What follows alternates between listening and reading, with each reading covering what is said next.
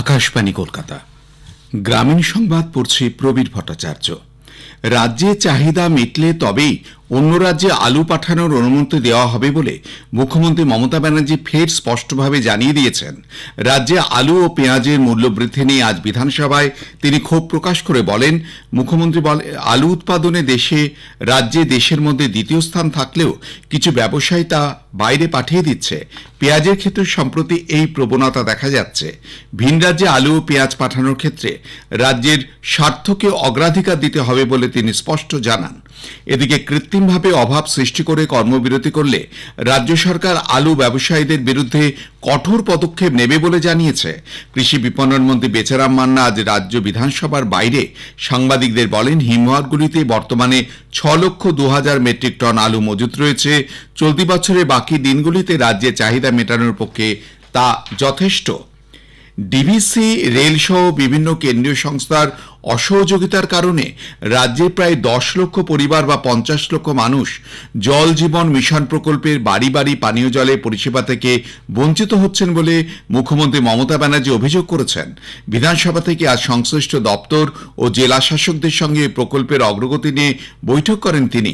সেখানে মুখ্যমন্ত্রী বিস্তারিত পরিসংখ্যান তুলে ধরে ওই কেন্দ্রীয় সংস্থাগুলির বিরুদ্ধে অসহযোগিতার অভিযোগ তোলেন। অবিলম্বে ওইসব সংস্থার সঙ্গে বৈঠক করে সমস্যার সমাধানের জন্য তিনি মুখ্য সচিব মনোজ পন্তকে নির্দেশ দেন। এ প্রসঙ্গে দামোদর ভ্যালি কর্পোরেশনের সমালোচনা করে মুখ্যমন্ত্রী বলেন, ডিবিসি শুধু বন্যার জল ছাড়তে জানে, খাবারের জল দেয় না। তাদের জন্য প্রায় 4 লক্ষ পরিবার পানীয় জল পরিষেবা থেকে বঞ্চিত হচ্ছে। আবাস যোজনায় দুর্নীতির অভিযোগ তুলে পুরুলিয়ার হুড়ার দলদলি গ্রাম পঞ্চায়েতে আজ নাগরিক মঞ্চের সদস্যরা বিক্ষোভ দেখান। ন্যায্য প্রাপকদের নাম তালিকায় সংযোজনের দাবি তোলার পাশাপাশি তাদের অভিযোগ, ওই তালিকায় শাসক দলের মদতে অযোগ্যরা সরকারি বাড়ি পেয়েছেন। যদি অভিযোগ অস্বীকার করে তৃণমূল কংগ্রেস পরিচালিত হুড়া পঞ্চায়েত সমিতির সভাপতি প্রসেনজিৎ মাহাতো বলেন, সমস্ত নির্দেশিকা মেনেই তালিকা তৈরি করা হয়েছে।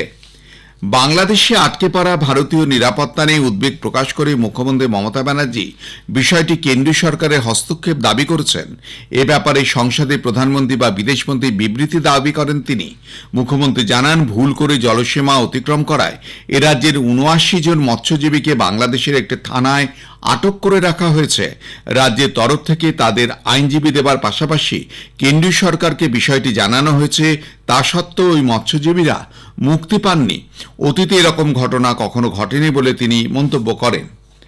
বাংলাদেশে ইসকনের সন্ন্যাসীর অবিলম্বে নিঃশর্ত মুক্তির দাবিতে এবং হিন্দু নির্যাতনের প্রতিবাদে আজ সনাতনী ঐক্যমঞ্চ সংগঠনের পক্ষ থেকে কোচবিহারের চ্যাংরাবান্ধা আন্তর্জাতিক সীমান্তে বিক্ষোভ দেখানো হয়। সংগঠনের সদস্যরা চ্যাংরাবান্ধা হনুমান মন্দির থেকে মিছিল করে জিরো পয়েন্টে এসে পৌঁছলে পুলিশ সেখানে তাদের আটকে দেয়। সংগঠনের পক্ষ থেকে 3 দিনের মধ্যে ইসকনের সন্ন্যাসীর মুক্তির দাবি পূরণ না হলে ফের চ্যাংরাবান্ধা সীমান্তে আরও বড় জমায়েতের ডাক দেওয়া হয়েছে। চলতি বছরে ধানের নাড়া পোড়ানোর হার গত বছরের তুলনায় 68% কমেছে বলে সরকার জানিয়েছে। পরিবেশ প্রতিমন্ত্রী কীর্তিবর্ধন সিং আজ লোকসভায় এক লিখিত জবাবে বলেন, 2022 সালে পাঞ্জাব, হরিয়ানা, দিল্লি সহ জাতীয় রাজধানী অঞ্চল, উত্তরপ্রদেশ ও রাজস্থানে ন্যাড়া পোড়ানোর 53,000-এর বেশি ঘটনা সামনে এসেছিল। গ্রামীণ সংবাদ শেষ হলো।